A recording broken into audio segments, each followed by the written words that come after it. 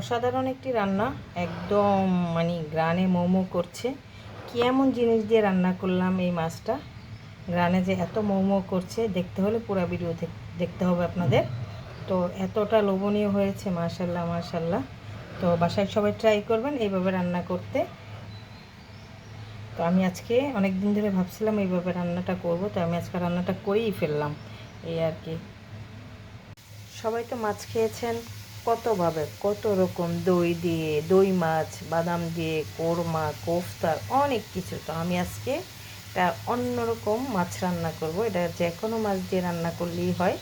তো দেখতে থাকুন আমি কি মাছ দিয়ে আজকে, এই মাছটা দিয়ে আমি মাছটাকে একটু অন্যরকমভাবে রান্না করব। তো আসসালামু আলাইকুম, কেমন আছেন সবাই? আশা রাখছি অনেক ভালো আছেন। আমি এইখানে কাতল মাছের কিছু বড় বড় পিসেস নিয়েছি, দেখুন।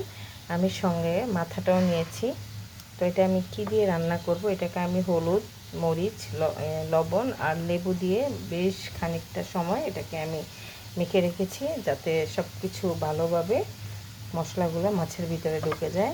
তো আমি কি দিয়ে রান্না করব সেটা এখন আপনাদেরকে দেখাচ্ছি, দেখতে থাকুন। দেখুন, এই তো আমি এখানে কি মশলা নিয়েছি পেঁয়াজ, চিনতে পেরেছেন? এটা হচ্ছে লাউয়ের বিচি, আর হচ্ছে এই টাইপের করে কিছু কাঁচামরিচ কেটে নিয়েছি, আর এইখানে হচ্ছে লাউয়ের খোসাটা কিছু টুকরা টুকরা করে কেটে নিয়েছি। আমি রসুন অ্যাড করব ভাবছিলাম, বাট আমার বাটা রসুনটাই দিব। তো আমি এটাকে এখন ব্লেন্ডার করে নিচ্ছি, তারপর দেখাচ্ছি এটা আমি কীভাবে রান্না করব। মশলাটাকে আমি একদম ভালোভাবে পেস্ট করে নিয়েছি। এখন রান্নায় চলে যাব। চুলায় তাওয়াটা বসিয়ে দিলাম, এখন একটু তেল দিয়ে দিচ্ছি।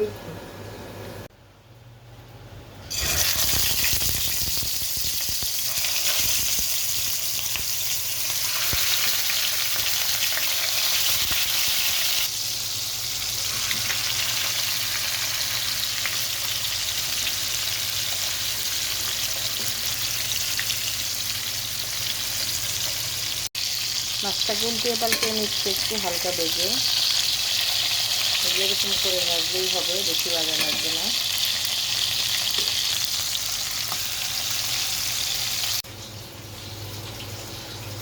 তেল দিয়ে দিলাম, এখানে সেই মশলাটা তেলের মধ্যে আমি ভালোভাবে দিয়ে দিলাম, নেড়ে চেড়ে নিই। এখানে আদা রসুন, যেহেতু মাছ তাই, আর সেই লাউয়ের বিচি আর খোসা বাটা, পেঁয়াজ বাটা পেস্ট করে ভালোভাবে এটাকে আমি একদম জাল করে নিয়েছি। দেখুন তেল উঠে গেছে। এখন দিয়ে দেবো হলুদের গুঁড়া, মরিচের গুঁড়া, ধনিয়া গুঁড়া, জিরা গুঁড়া, সব কিছু একসাথে দিয়ে এটাকে আমি আরেকটু ভালোভাবে কষিয়ে নেব। এখানে আমি কাঁচামরিচ বাটাও দিয়েছি, এখানে তো সব পেস্ট। তো এটাকে আমি একটু সুন্দর করে ভাজা ভাজা করছি।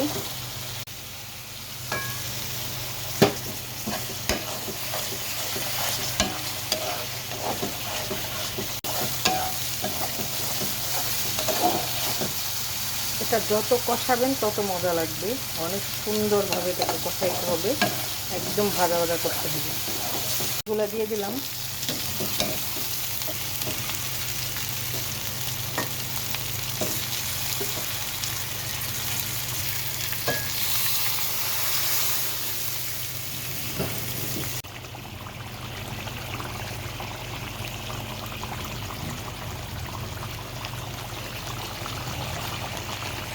রান্নাটা হয়ে গেছে, দেখুন কি পরিমাণ গ্রেভি হয়েছে, দেখেছেন? এই তো এখন আমি 2টা কাঁচামরিচের ফালি দিয়ে তুলে ফেলবো, চুলা অফ করে দেবো।